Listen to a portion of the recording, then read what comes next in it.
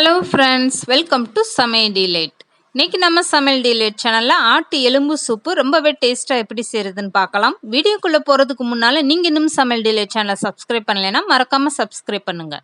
First ஆட்டு எலும்பு சூப்புக்காக ஒரு குக்கர் வச்சுக்கிட்டு அதுலேயே 1 ஸ்பூன் அளவுக்கு நல்லெண்ணெய் சேர்த்துக்கோங்க. இது கூடவே 1.5 ஸ்பூன் அளவுக்கு இஞ்சி பூண்டு பேஸ்ட்டு சேர்த்துக்கோங்க.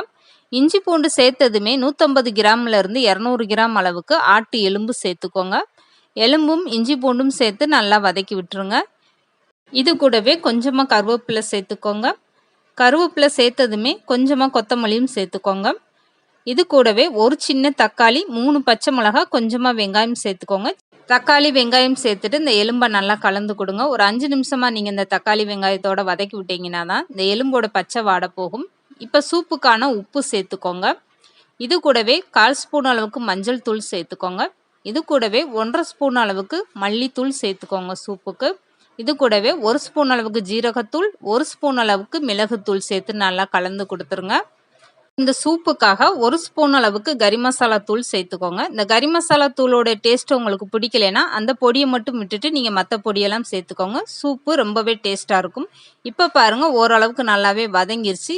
இப்போ இது கூடவே 1 லிட்டர் அளவுக்கு தண்ணி சேர்த்துக்கோங்க. சூப்பு உங்களுக்கு எந்த அளவுக்கு வேணுமோ அந்த அளவுக்கு நீங்கள் தண்ணி சேர்த்துக்கோங்க. இப்போ தண்ணி சேர்த்ததுமே நல்லா கலந்து கொடுத்துட்டு குக்கர் மூடி போட்டுருங்க. குக்கர் மூடி போட்டதுமே 5லிருந்து 6 விசில் வர விட்டுருங்க. எலும்பு நல்லாவே வெந்து வந்துடும். சூப்பும் ரொம்பவே சூப்பராக ரெடி ஆயிரும். இந்த எலும்பு சூப்பு செய்கிறது ரொம்பவே ஈஸி தான். நீங்கள் சளி பிடிச்சிருக்க டயத்தில், உடம்பு சோர்வாக இருக்க டயத்தில் இந்த மாதிரி நீங்கள் சூப்பு செஞ்சு சாப்பிட்டீங்கன்னா ரொம்பவே சூப்பராக இருக்கும். இப்போ பாருங்கள், 6 விசிலுக்கு அப்புறம் நான் குக்கரை ஓப்பன் பண்ணி காட்டுறேன். குக்கர் விசில் வந்ததுமே நீங்கள் உடனே ஓப்பன் பண்ணக்கூடாது. 10 நிமிஷம் அப்படியே ஃப்ரீயாக விட்டுட்டு அதுக்கப்புறம் நீங்கள் குக்கரை ஓப்பன் பண்ணி பாருங்கள். குக்கரை திறந்ததுமே ஆட்டு எலும்போடைய சூப்பு வாடை ரொம்பவே சூப்பராகவே இருந்துச்சு. கண்டிப்பாக இந்த ஆட்டு எலும்பு சூப்பு நீங்களும் உங்கள் வீட்டில் ஒரு நாள் ட்ரை பண்ணி பாருங்கள். இதோடைய டேஸ்ட்டும் ரொம்பவே அருமையாக வந்திருக்கு.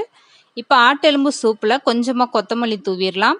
கொத்தமல்லி தூவிட்டு இது கூடவே 1 ஸ்பூன் அளவுக்கு நல்லெண்ணெய் விட்டுக்கோங்க. அப்போ சூப்போடைய டேஸ்ட்டு ரொம்பவே அருமையாக இருக்கும்.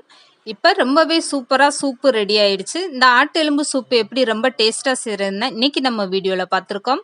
இந்த வீடியோ பிடிச்சிருந்தா லைக் பண்ணுங்கள், ஷேர் பண்ணுங்கள், மறக்காமல் சமையல் டிலேட் சேனலை சப்ஸ்கிரைப் பண்ணுங்கள்.